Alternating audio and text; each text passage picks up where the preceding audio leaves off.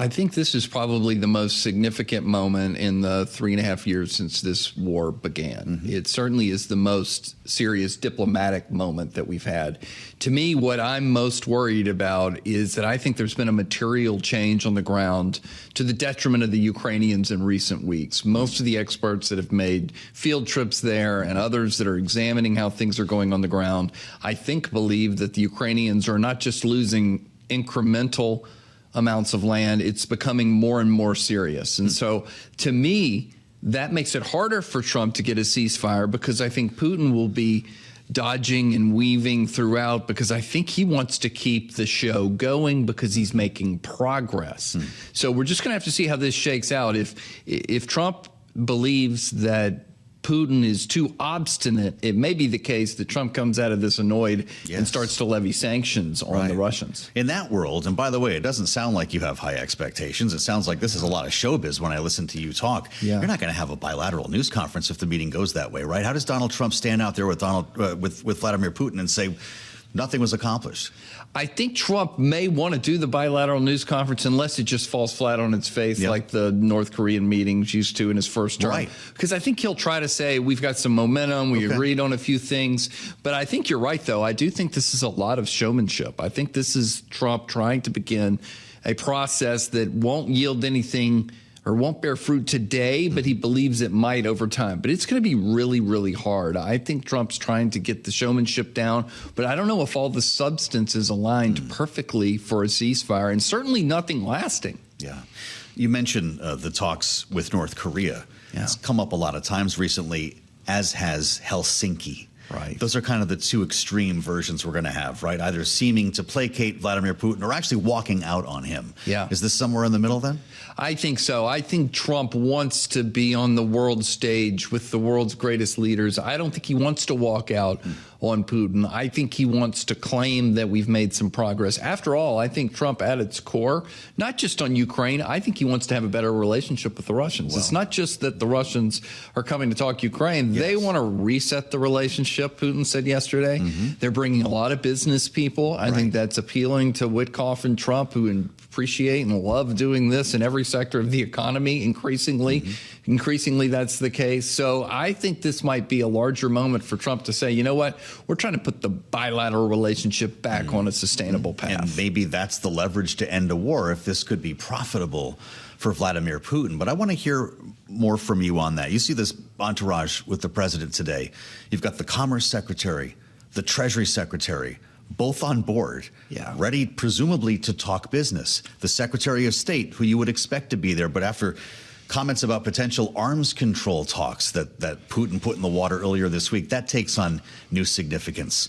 Are we going to be talking about an economic relationship at the same time as trying to end a war? I'm a little worried that we are, because I think that's what the Russians want. They don't want the world to be constantly focused only on their war with Ukraine. They're ready to kind of come back into the community of nations. They do have severe economic problems. They do want to be able to, over time, continue to revive their economy, if you will, finish off the war in Ukraine. So I'm really worried that Trump will be distracted by the things he really likes, which are doing deals on business-type matters, rather than looking at what this is and staring it in the face, which is that European security, NATO security is on the line, and ultimately U.S. national security. So I think that's why the new Europeans are nervous. Certainly the Ukrainians are, and I think that's why a lot of conservatives like me here in the United States are also on pins and needles wondering what's going to happen. Really interesting.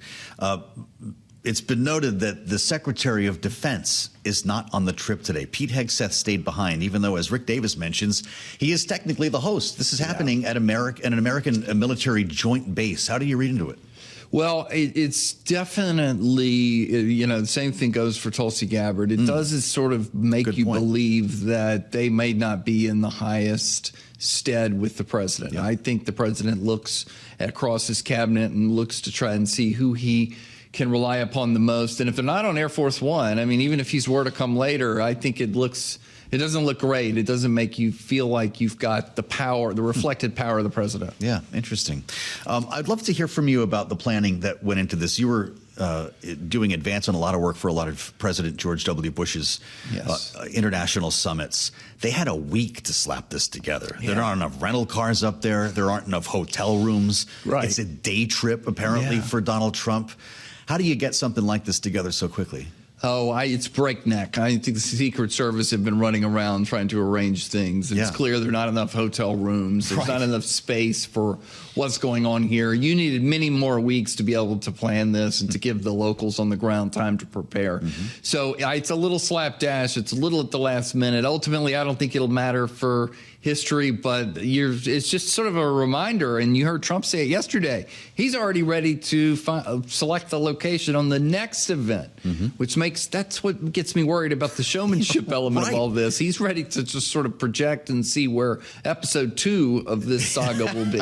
Maybe it'll be in Anchorage, since apparently everyone is already there. He did say he wanted to stay. That's right. They're going to make a weekend of it. We talked to the governor of Alaska yesterday, Mike Dunleavy, about the preparations and kind of what this means for his state, with the world suddenly turning its attention to Anchorage. Here's what he told us. Most of this is being handled by the White House itself, and they're doing a great job. They've interfaced with us. They've interfaced with our troopers and city police here in Anchorage. And so the vast majority of this is being handled by the White House. It is tourist season. We're in the height of tourist season, so hotels are tight, cars are tight, as you mentioned. Right. But again, having this on the base alleviates a lot of issues. New York Times reporting August is apparently high season for salmon fishing in Alaska. So, things are tight up there. When you consider it being on the base, though, going back to your prior days in the administration, these two guys sitting in a hangar somewhere? I mean, what are the facilities that would house such an important event? Well, they're not always that great. So I think there's a lot of pipe and drape, and a lot of advanced people have shown up to try and make this look as distinguished and as presidential as possible. And the president, as we know from his decorations of the Oval Office, he wants it to look good. He wants it to look good. That better be gold pipe, by the way. So, so I'm excited to see what all of this looks like. For sure. I know he wants to do some interviews while he's there and then come on back. But this is, as much as it is about substance, or potentially about substance. Yes, right. The president, all summits have some showmanship. This one does in particular. Optics are huge. Polyoptics, when they both emerge, will it look like Helsinki, or do they need to be deliberate about not putting these two on an equal level, make the podium look different, change the way the body language, maybe the angle they're at? What would you do with it?